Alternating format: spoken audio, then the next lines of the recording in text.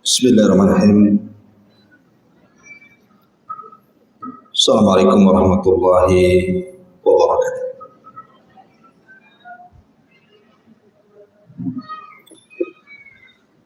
Alhamdulillah wassalatu wassalamu ala Rasulillah wa ala alihi wa sahbihi wa mawalah wa la hawla wa la quwwata illa billahi wa ba'd. Alhamdulillah di pagi hari ini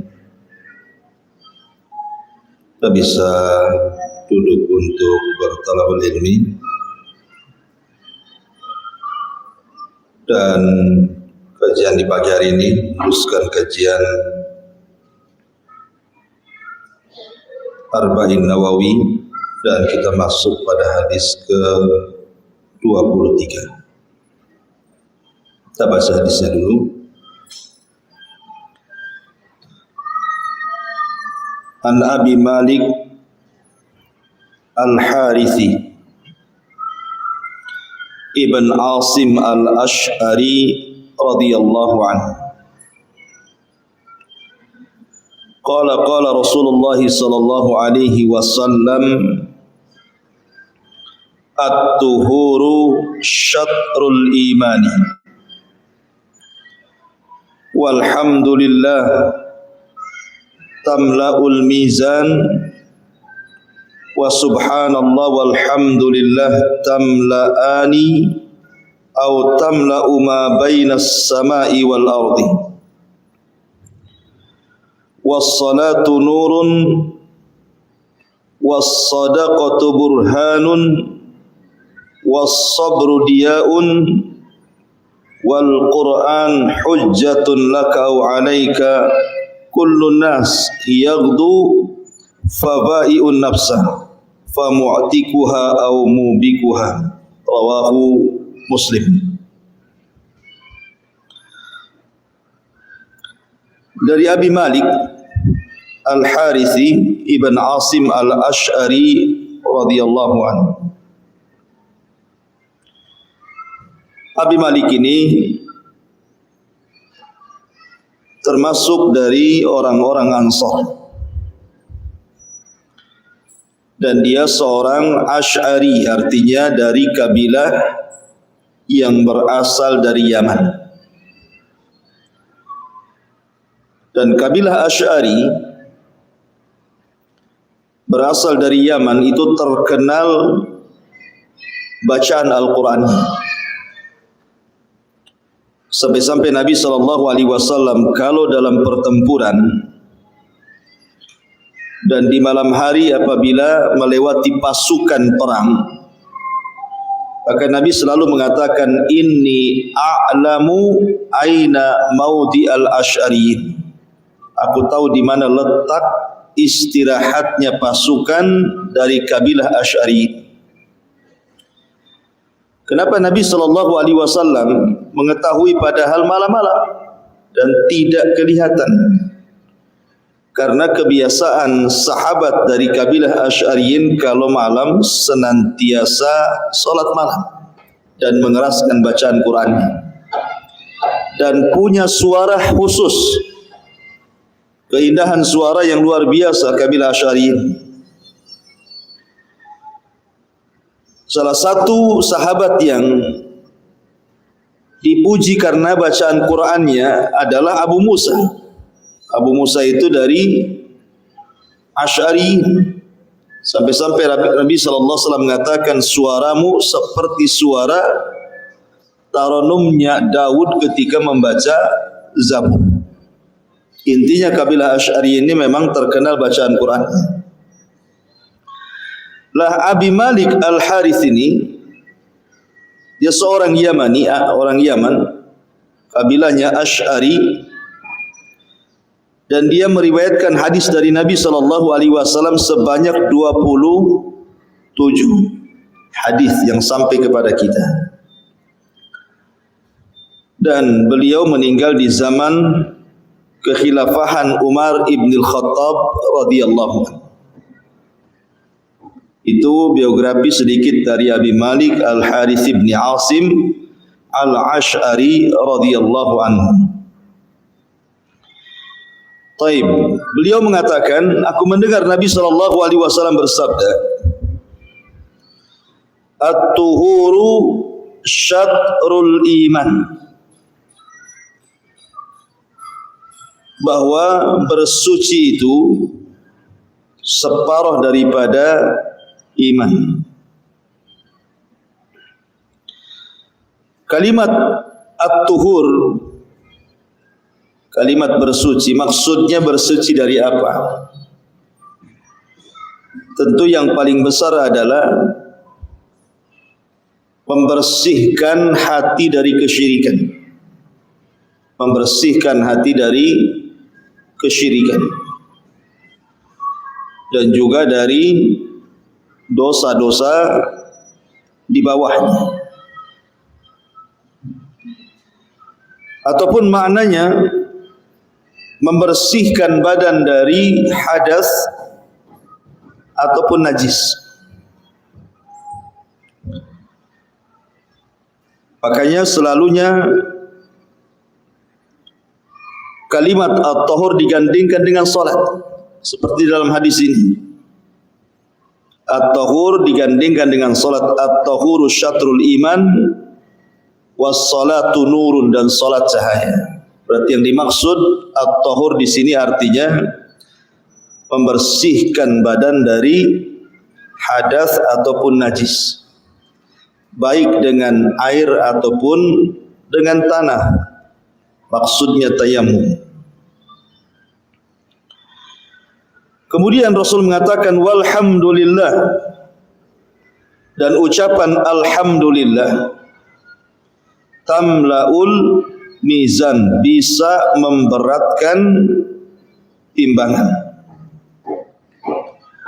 Ada sebuah hadis yang sering kita dengar, kata Nabi sallallahu alaihi wasallam, kalimatani khafifatani ala lisani sakilatani fil mizani habibatani ala rahmani subhanallah wa bihamdihi subhanallahil azim.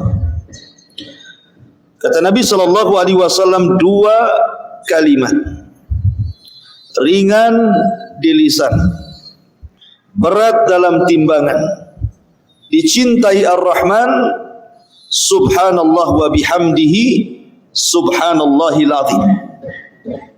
Dua kalimat ini adalah kalimat tasbih dan kalimat tahmid.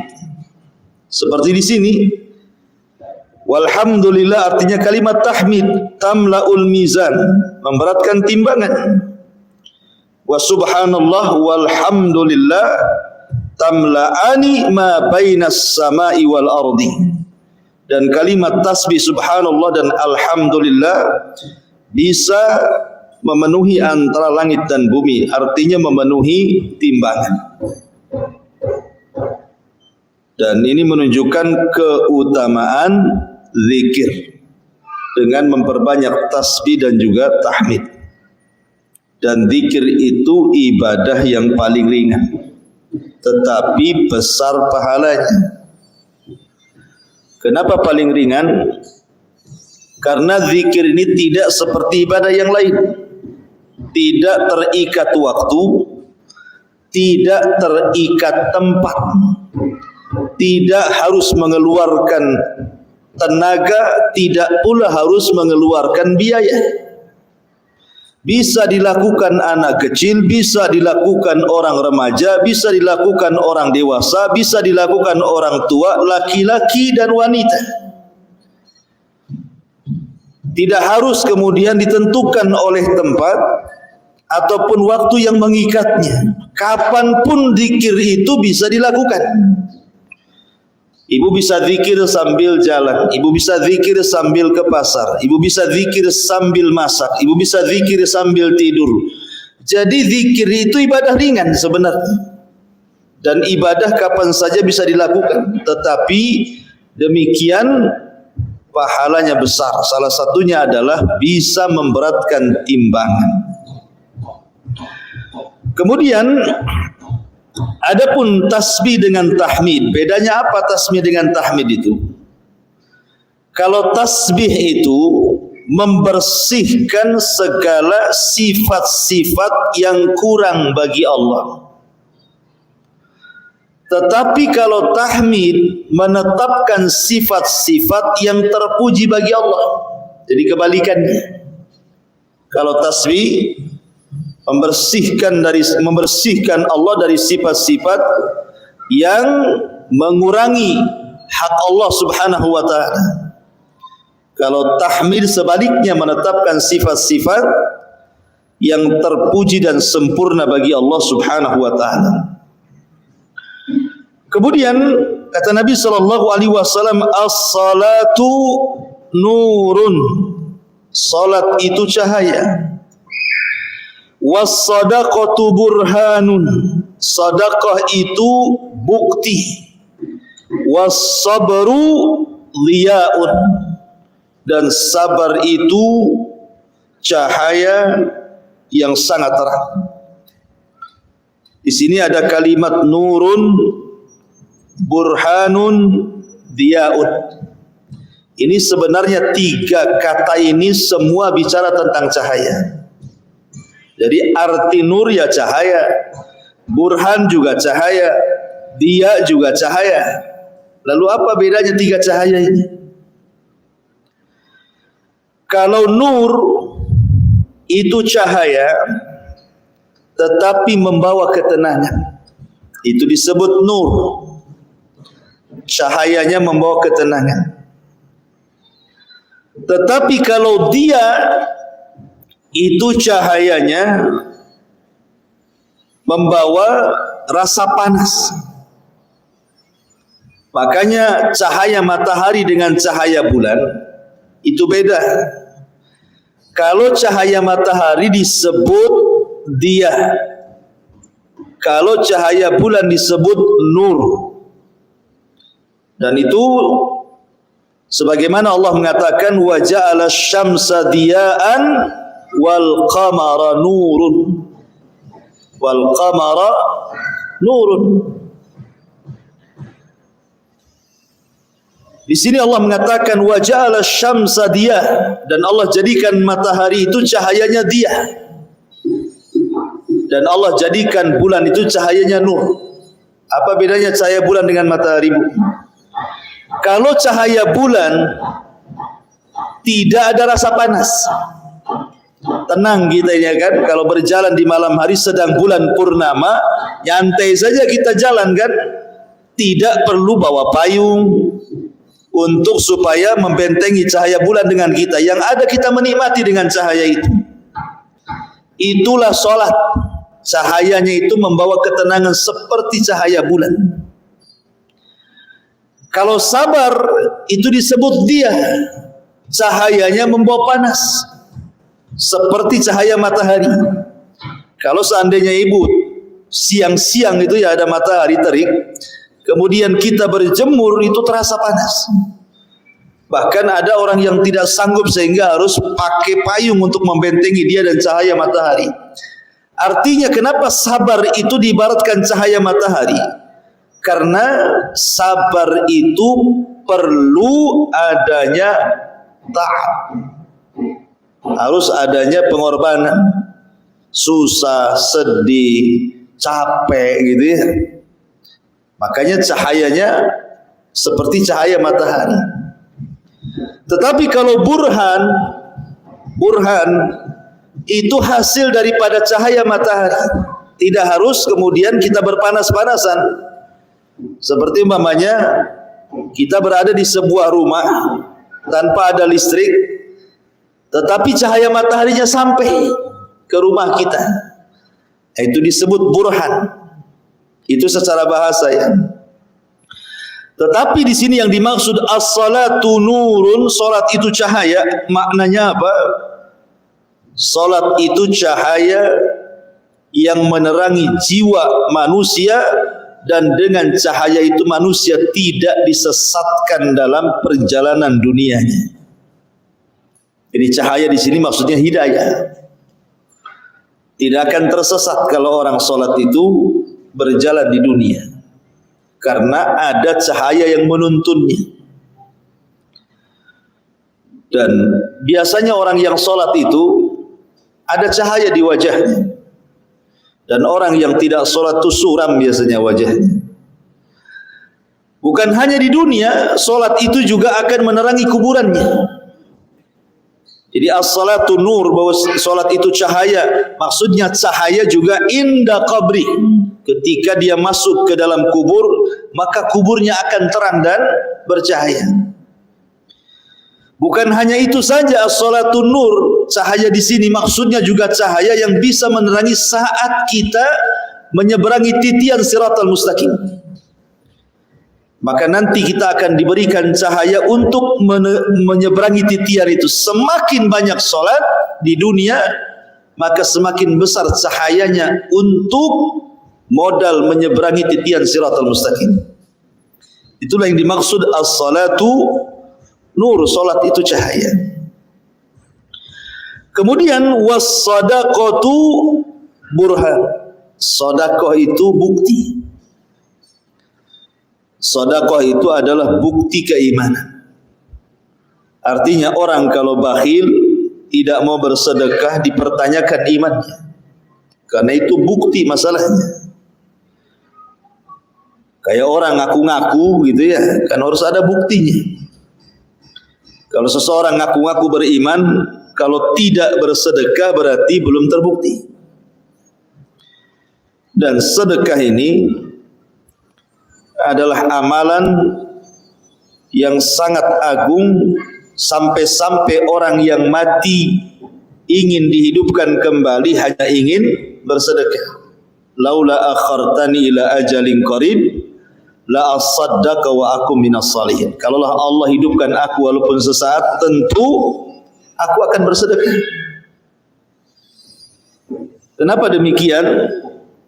Karena orang yang meninggal ketika dikubur itu kan diikuti 3 perkara.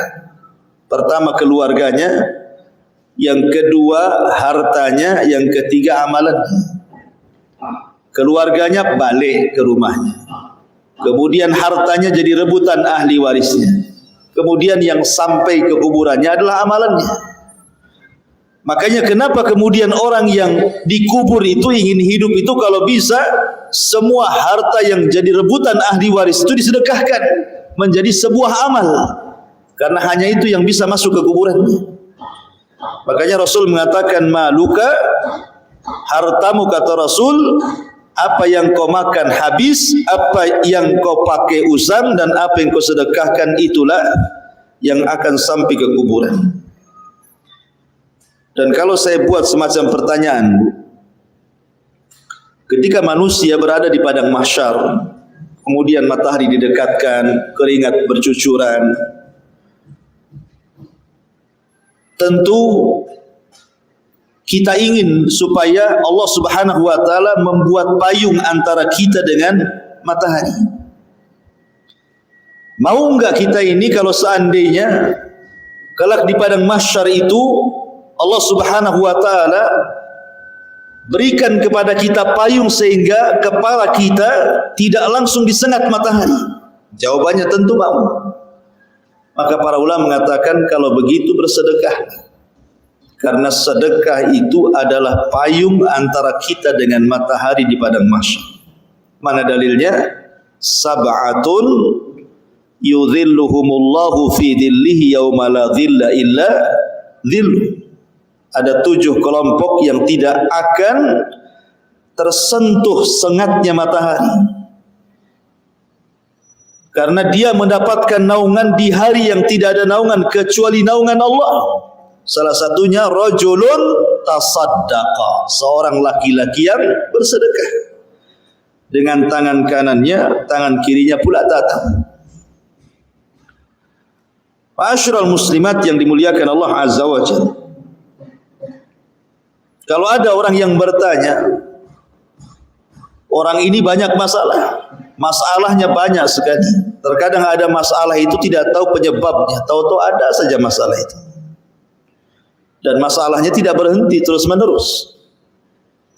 Kalau seandainya dikatakan kepada dia, mau enggak Allah Subhanahu wa taala selesaikan masalahmu, Allah mudahkan setiap urusan, Allah angkat setiap masalah, pasti jawabannya mau. Maka jawabannya bersedekah. Karena Rasul mengatakan,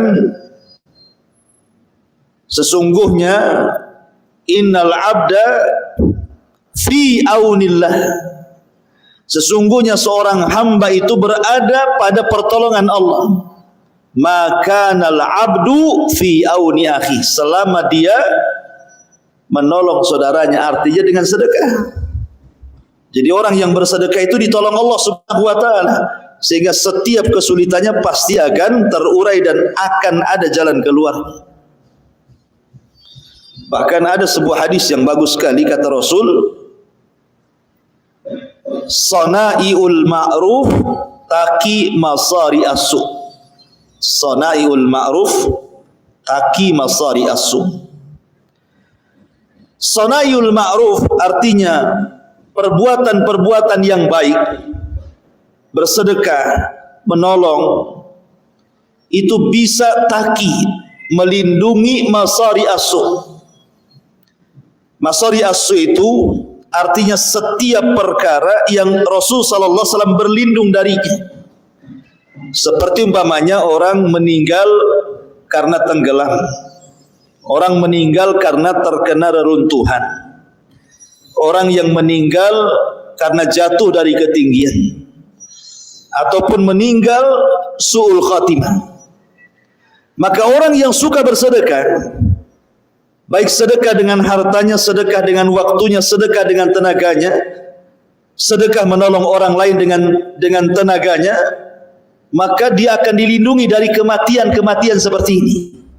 Dia tidak akan mati tenggelam, dia tidak akan mati tertimpa reruntuhan, dia tidak akan mati jatuh dari ketinggian, ataupun dia tidak akan mati dalam kondisi su'ul khatimah. Tidak akan mati dalam kondisi su'ul khatimah, buruk kematiannya. Tidak mungkin orang yang suka bersedekah itu, karena taqi masari as-su. Karena sedekah itu bisa melindungi dari kematian su'ul khatimah. Kan luar biasa. Ya, sedekah itu luar biasa. As-sadaqatu burhan. Kemudian Rasul mengatakan was-sabru diya'un, dan sabar itu adalah diya, cahaya. Sabar itu terbagi menjadi 3. Sering saya jelaskan. Pertama, as-sabru ala ta'ah. Yang kedua, as-sabru alal ma'siyah. Kemudian yang ketiga, as-sabru ala aqdarillah. Pertama, sabar ketika melaksanakan ketaatan. Yang kedua, sabar ketika menjauhi kemaksiatan. Yang ketiga, sabar ketika menghadapi qada dan qadar. Tingkatan yang paling tinggi sabar itu adalah as-sabru ala ta'ah, sabar ketika melaksanakan perintah. Kenapa? Sabar melaksanakan perintah lebih tinggi tingkatannya dibandingkan sabar menjauhi maksiat. Karena menjauhi maksiat itu, Bu, itu hanya sekedar meninggalkan, tidak melakukan semata-mata sudah dianggap sabar, tidak sabar di atas maksiat. Contoh begini, ada orang kafir tidak minum khamr, orang kafir tapi tidak minum khamr. Kemudian kita katakan, kenapa kamu tidak minum khamr? Kan agamamu tidak melarang. Maka dia akan mengatakan, enggaklah, khamr ini merusak akal saya. Bisa enggak? Buktinya orang kafir ini bisa meninggalkan maksiat, kan? Bisa meninggalkan maksiat. Umpamanya dia tidak berzina. Kenapa kamu tidak berzina? Bukankah agamamu tidak melarang? Saya takut penyakit. Artinya meninggalkan maksiat semata-mata itu bisa dilakukan siapapun, walaupun bukan karena Allah. Buktinya orang kafir bisa meninggalkan maksiat padahal bukan karena Allah dia. Bisa sabar kan gitu. Tetapi melaksanakan perintah itu berat. Karena harus ada pengorbanan. Pengorbanannya apa? Buktinya ibu dari rumah harus melangkah ke sini. Itu kan berkorban waktu, berkorban jalan gitu ya. Duduk di sini. Kemudian sholat pun harus capek-capean gitu. Kemudian zakat pun harus mengeluarkan uang. Jadi ada pengorbanan dalam melaksanakan ketaatan itu. Tapi kalau meninggalkan kemaksiatan, diam sajalah. Nggak harus mengeluarkan sesuatu. Yang penting dia diam, tidak melaksanakan, sudah meninggalkan maksiat namanya. Tapi kalau melaksanakan ketaatan harus bergerak. Nggak bisa diam, harus bergerak dia. Makanya kenapa sabar di atas ketaatan itu lebih tinggi dibandingkan sabar meninggalkan maksiat. Karena sabar meninggalkan maksiat cukup diam saja, nggak ngapa-ngapain ya kan. Tapi kalau sabar di dalam melaksanakan ketaatan harus ada pergerakan kita ke masjid, ke majelis ta'lim, dan begitu seterusnya. Tetapi kalau seandainya diitlakkan kalimat sabar, biasanya kalau ada orang sering di masyarakat mengatakan sabar, sabar, gitu ya. Biasanya kalimat sabar itu diitlakkan ke sabar yang ketiga. Sabar ketika menghadapi ujian qada dan qadar. Itu biasanya kalimat sabar di masyarakat itu maksudnya di sini yang ketiga. Sabar ketika menghadapi ujian, keputusan dan takdir Allah. Orang dengan takdir Allah itu ada 4 macam. Ibu ya, orang menghadapi takdir Allah itu ada 4 macam. Pertama, orang yang tidak sabar. Bukan hanya tidak sabar, lisannya pun menunjukkan ketidaksabarannya. Kan ada orang tuh di masyarakat itu kalau ditimpa musibah, lisannya itu ngomel terus, nyerocos terus ya.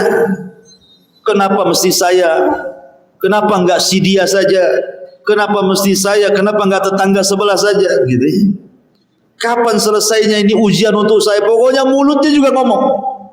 Sudah enggak sabar hatinya, mulutnya pun tak dijaga. Ini yang pertama, ini seburuk-buruk orang, tasakhut dengan aqdar, tidak yakin dengan qada dan qadar. Kelompok yang kedua, dia berusaha untuk sabar, tetapi hatinya tidak redha. Hatinya itu tidak redha, kalau disentuh sedikit saja ngomong semua. Jadi ada orang yang nampaknya sabar, tapi hatinya itu tidak redha ketika ditimpa musibah. Sebab kalau disenggol, semua keluar nanti omongan itu. Ada orang kayak gitu kan? Dia disabar-sabari, tapi kalau sekali ada orang curhat, dia pun keluar semua isi hatinya. Nah, ini tingkatan yang ya lebih rendah daripada yang pertama. Kemudian yang ketiga, ada orang yang betul-betul sabar dan betul-betul redha. Bukan hanya sekedar sabar, tapi juga redha. Sudahlah, memang harus diapakan, musibah ini sudah dicatat oleh Allah 500 tahun sebelum Allah menciptakan langit dan bumi. Mau diapakan lagi? Terpaksa harus sabar. Dan dia berusaha untuk merelakan. Ini adalah sabar yang terpuji. Tetapi yang paling terpuji lagi, kalau dia sabar, kemudian redha, kemudian dia pun mengucapkan alhamdulillah. Bukan hanya sabar, bukan hanya redha, tetapi dia mengucapkan alhamdulillah. Maksud mengucapkan alhamdulillah itu, maksudnya dia masih mengingat kebaikan-kebaikan Allah yang lainnya. Contoh, seperti kisahnya Urwah bin Zubair. Urwah bin Zubair ini suatu ketika bermasalah dengan kedua kakinya. Salah satu kakinya itu harus diamputasi. Kalau tidak, maka akan menjalir atau virusnya itu akan masuk ke tempat lain. Maka harus diamputasi kakinya. Itu cara satu-satunya untuk menyelamatkan jiwanya.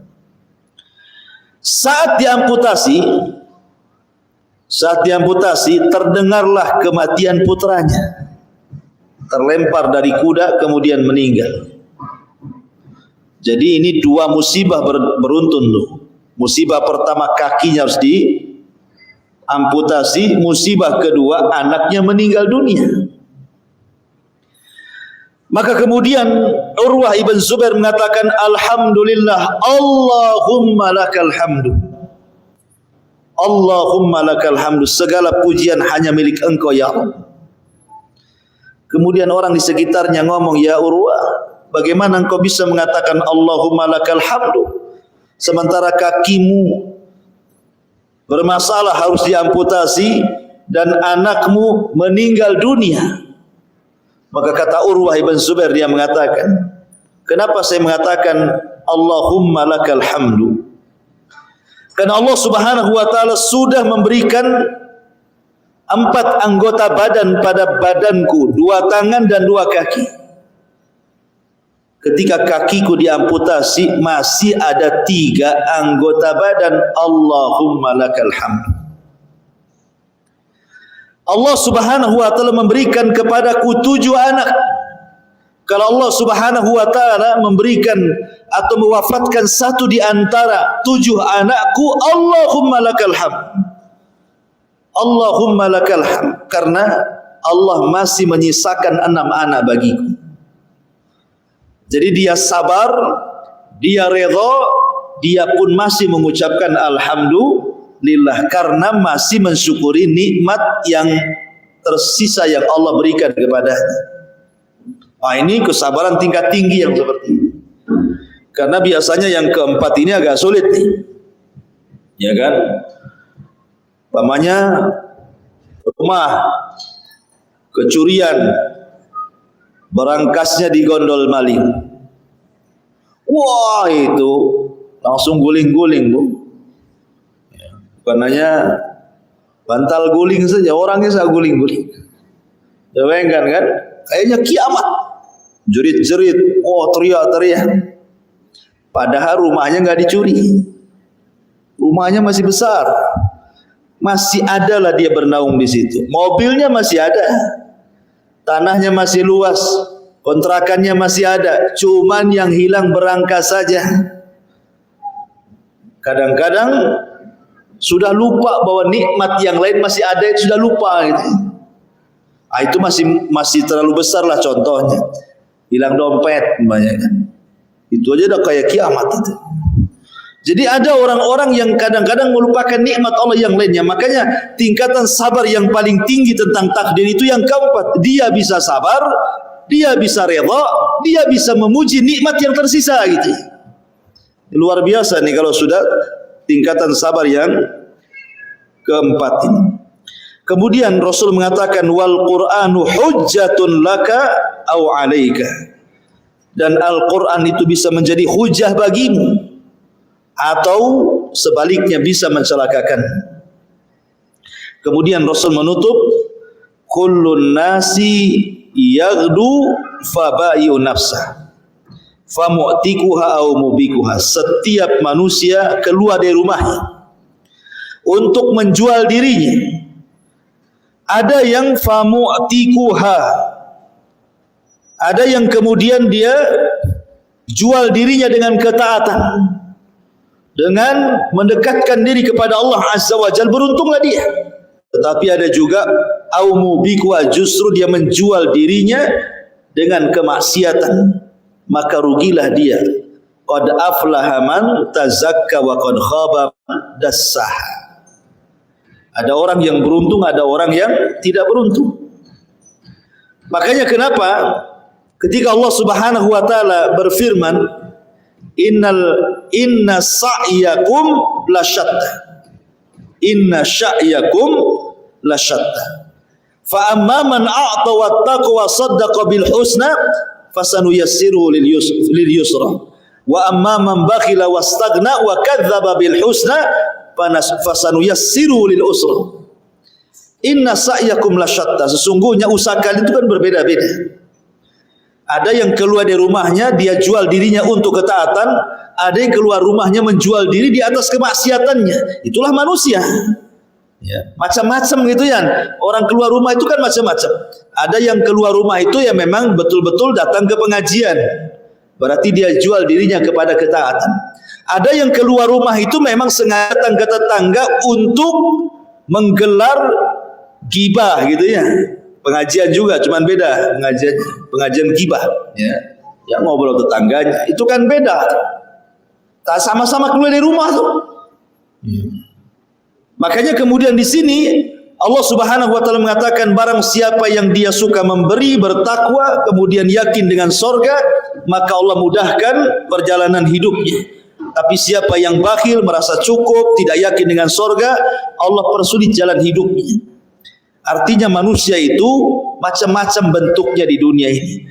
Famu'tikuha au mubikuha. Ada yang menyelamatkan dirinya, ada yang menghancurkan dirinya. Oleh karena itulah maka kembalilah kepada asal daripada ciptaan Allah. Wa ma khalaqtul jinna wal insa illa liya'budun.